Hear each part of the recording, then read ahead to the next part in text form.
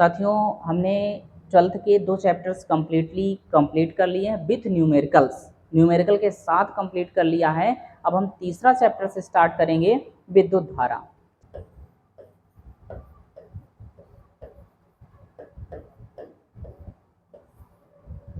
विद्युत धारा यानी कि इलेक्ट्रिक करंट।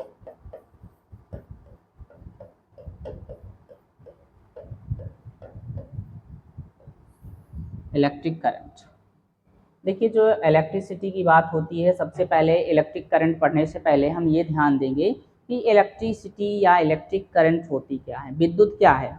विद्युत एक प्रकार की ऊर्जा है, जैसे कि प्रीवियस फर्स्ट क्लास में हमने आपको बताया है।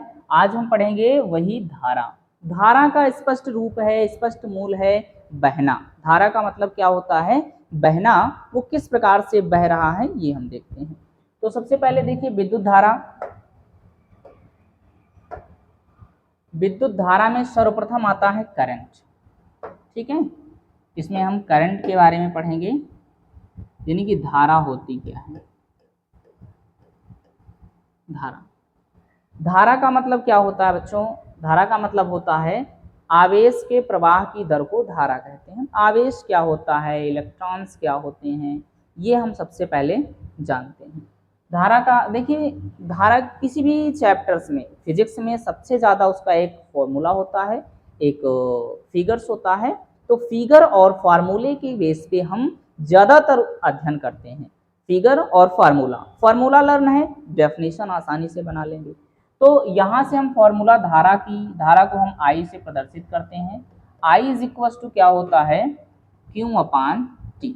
ध्यान दीजिएगा, फॉर्मूला क्या होता है? क्यू अपान टी। क्यू क्या है? आवेश है, और टी क्या है? समय है। ठीक है, क्यू आवेश है और टी समय है। ठीक है, कैसा आवेश है? एकांक आवेश है, इकाई आवेश है, एकांक या इकाई आवेश। ठीक है, अब यहां से हम क्या कर सकते हैं? यदि ध्यान से देखिएगा, यदि t इज इक्वल टू 1 ले लिया जाए, t इज इक्वल टू 1 ले लिया जाए, ठीक है, या यहीं से हम कह सकते हैं एकांक समय में आवेश के प्रवाह बहने की दर को। पहले यहीं से थोड़ा समझो क्या कह रहा है। एकांक समय में, ठीक है, एकांक समय में लिख देते हैं हम। एकांक समय में आवेश के प्रवाह की दर को, आवेश के प्रवाह की दर को धारा कहते हैं। क्या कहते हैं? धारा कहते हैं। इसका एसआई मात्रक, इसका एसआई मात्रक एम्पियर होता है।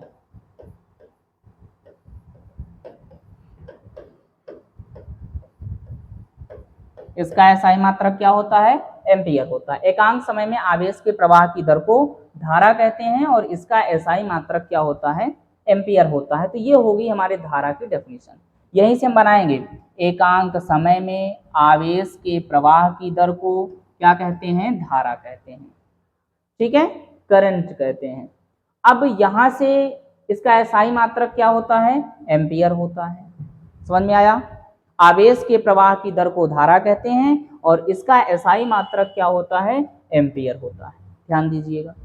अब एग्जाम में जो क्वेश्चंस पूछता है, 1 नंबर का क्वेश्चंस यहां से पूछता है कि 1 एम्पियर की परिभाषा दीजिए। क्या पूछेगा?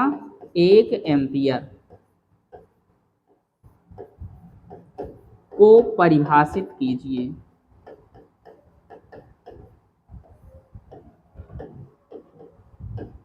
एक एम्पियर को परिभाषित कीजिए। तो 1 एम्पियर को परिभाषित करने के लिए यही फॉर्मूला आपका काम देगा। इस फॉर्मूले से क्या मानोगे? यदि Q is equal to 1 coulomb हो जाए और T is equal to 1 second हो जाए, यदि Q is equal to 1 coulomb हो जाए और T is equal to 1 second हो जाए तो वैल्यू इसमें रखिए I इज इक्वल टू 1/1 यानी कि 1 एम्पियर हो जाएगा। समझ में आ रही है ना मेरी बात? तो अब क्या है, यदि किसी परिपथ में 1 सेकेंड, ठीक है, या यदि किसी परिपथ में 1 कूलाम आवेश को 1 सेकेंड तक प्रवाहित किया जाए तो उस परिपथ में प्रवाहित धारा 1 एम्पियर के बराबर होती है। ठीक है, इसकी भी डेफिनेशन लिख सकते हो, कैसे हमने जो बताया अभी। यदि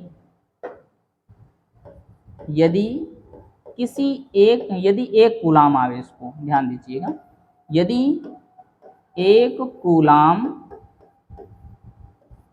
आवेश को 1 सेकेंड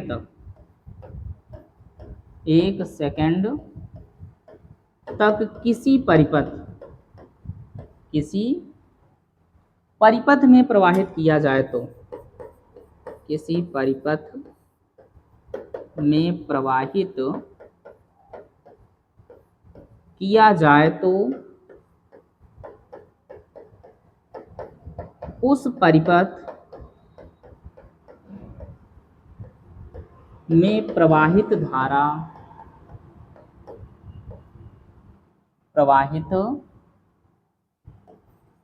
धारा 1 एम्पियर के बराबर होती है।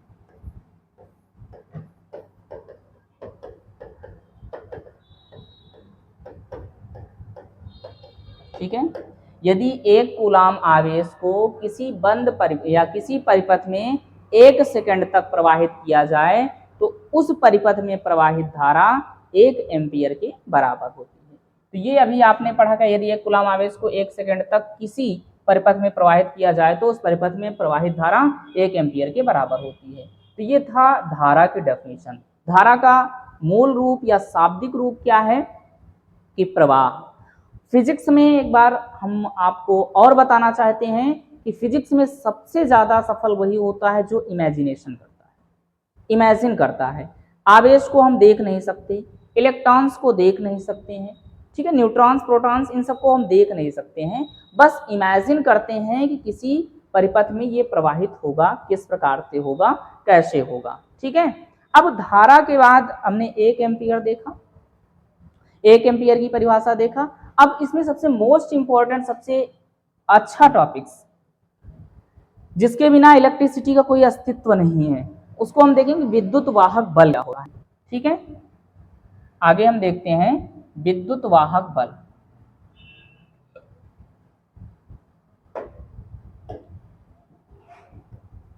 विद्युत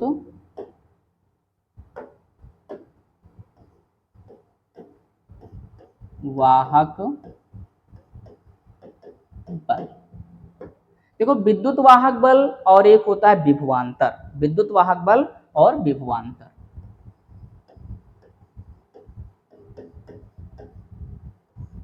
ठीक है, बी, और इसको हम ए से प्रदर्शित करते हैं। विद्युत वाहक बल और विभवांतर दोनों एक साथ हम बता दे रहे हैं। विद्युत वाहक बल को भी E इज इक्वल टू क्या माना जाता है, W/Q। विभवांतर को भी क्या कहते हैं, E is equal to W/Q। ध्यान दीजिए, दोनों में फॉर्मूले सेम है, ठीक है, और दोनों में क्या है, सेम चीजें दिख रही है ना, विद्युत वाहक बल और विभवांतर भी। विभवांतर प्रीवियस क्लास में हमने क्या पढ़ाया था, किसी बंद परिपथ, किसी खुले परिपथ में, किसी भी परिपथ में किसी एकांक आवेश को एक बिंदु से दूसरे बिंदु तक ले जाने में किया गया कार्य। इसमें क्या था, एकांक आवेश को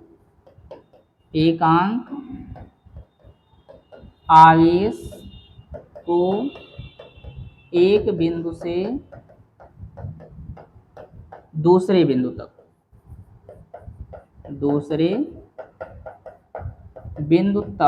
ले जाने में किया गया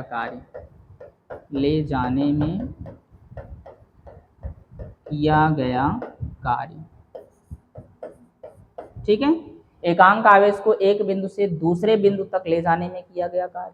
लेकिन यहीं पर क्या है कि एकांक आवेश तो है ही है, ठीक है, किसी आवेश को किसी बंद परिपथ में, किसी बंद परिपथ, यहां पर परिपथ क्या होता है, खुला होता है, यहां पर परिपथ बंद होता है, ठीक है। किसी बंद परिपथ में एकांक आवेश को एक बिंदु से दूसरे बिंदु तक ले जाने में किया गया कार्य, यहाँ का परिपथ खुला और यहाँ पर क्या है, बंद है। तो ये बहुत इंपॉर्टेंट बात है, ठीक है, कि एकांक आवेश को, एकांक आवेश को किसी बंद परिपथ में, किसी बंद परिपथ में प्रवाहित करने में, प्रवाहित करने में किया गया कार्य, किया गया कार्य विद्युत वाहक बल कहलाता है, विद्युत वाहक बल कहलाता है, ठीक है। एकांक आवेश को किसी बंद परिपथ में प्रवाहित करने में किया गया कार्य विद्युत वाहक बल कहलाता है। यहाँ पर एकांक आवेश को एक बिंदु से दूसरे बिंदु तक ले जाने में किया गया कार्य क्या कहलाता है, विभवांतर कहलाता है, किया गया कार्य विभवांतर कहलाता है, विभवांतर कहलाता है। ध्यान देने की बातें ये है कि विद्युत वाहक बल में अभी हमने क्या बताया, फॉर्मूला सेम है, ठीक है, इसका भी फॉर्मूला क्या है, सेम है। लेकिन विद्युत वाहक बल क्या है, बंद परिपथ, यह बंद परिपथ के लिए है, और विभवांतर क्या है, ये खुले परिपथ के लिए है। इसमें परिपथ क्या होता है, खुला होता है, ओपन होता है, ठीक है, ओपन सर्किट होती है, ओपन सर्किट। और इसमें क्या होता है, closed circuit, closed circuit. Circuit जो होती है वो क्लोज्ड होती है, उसमें क्या होता है, ओपन होता है। अब एक बात ये आपको बताना है कि सर्किट क्लोज्ड कब होती है और ओपन कब होता है, सर्किट क्लोज कब होता है और ओपन कब होता है, ये ध्यान देना है। फिगर के थ्रू हम आपको थोड़ा सा समझा दें। एक हमने परिपथ लिया इस प्रकार से, इसमें हमने एक डिवाइस लगा दिया या बल्ब लगा दिया, ठीक है, ट्री बन गया ये। तो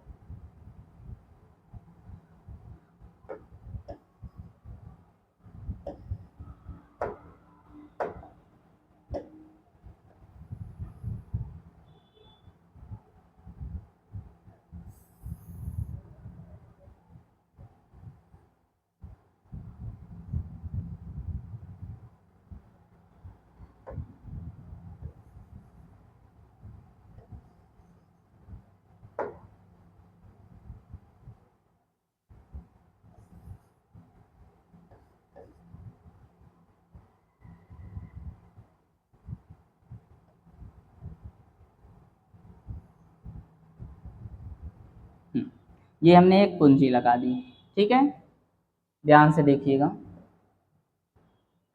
क्या है कि ये बल्ब कब जलेगा, जब हम कुंजी को ऑन करेंगे और बल्ब जलने लगेगा, ठीक है। कुंजी को जैसे ही हम ऑन करते हैं ये बल्ब क्या होता है, ग्लो करने लगता है, बल्ब ग्लो करता है, यानी कि जलता है। अब बल्ब जलने लगा तो ये सर्किट क्या हो गई, क्लोज्ड हो गई, और जैसे ही इसको हमने ऑफ कर दिया तो ये बल्ब जलना बंद कर देता है, ठीक है, ये भी क्या हो गया, ऑफ हो गया। तो इसका मतलब ये है कि क्या है कि ये ठीक क्लोज्ड हो। एक बात और ध्यान दीजिएगा, ये सर्किट क्लोज्ड कब होती है और ओपन कब होता है, ठीक है, जब किसी भी डिवाइस जो होगा, जो बैटरी होगा, जो सेल होगा, यहाँ पर विभवांतर, इसको विभवांतर से जोड़ा जाएगा, ठीक है, वो भी विभवांतर इसमें लगा देते हैं, बैटरी लगा देते हैं इस प्रकार से, ठीक है, माइनस प्लस। तो ध्यान दीजिएगा ये क्लोज्ड कब होगा, ये बैटरी है, मान लो ये बैटरी 50 वोल्ट 200 वोल्ट की बैटरी है, ये बैटरी 200 वोल्ट है, 200 वोल्ट की बैटरी जोड़ी गई है, तो ये बल्ब होगा, इस बल्ब का भी कुछ क्या होगा, विभवांतर होगा, ये भी कुछ वोल्ट का होगा। मान लीजिए ये 10 वोल्ट का है, ध्यान से समझिएगा, बहुत गहराई से समझिएगा, बहुत सूक्ष्मता से समझिएगा कि इसमें 10 वोल्ट है और ये 200 वोल्ट है। तो 200 वोल्ट की बैटरी को हमने जब इससे जोड़ा तो ये बल्ब क्या होता है, ग्लो करने, जैसे टार्च, एक इंस्ट्रूमेंट देखिए टार्च होता है, टार्च आपने देखा होगा कुछ ऐसे बना होता है ना, ये टार्च है। इस टार्च में क्या लगा होता है, बैटरी लगा होता है, बल्ब लगा होता है, चार्जेबल, चार्ज करने वाली टॉर्च नहीं, आज तो अब टार्च चार्ज करने वाली जिसमें बैटरी सेल लगाए जाते हैं, ठीक है। तो मान लीजिए 200 वोल्ट है, वही सेम प्रोसेस, और यहाँ पे जो बल्ब है, बल्ब क्या है, 10 वोल्ट का है, ठीक है। तो ये सर्किटें यहाँ पर क्लोज्ड की हम बात करें, कब क्लोज्ड होगा, कब बंद परिपथ होगा, ठीक है, जब विद्युत वाहक बल, जो बैटरी होगा या उस डिवाइस का जो विद्युत वाहक बल होगा वो क्या होगा, विभवांतर से बड़ा होगा।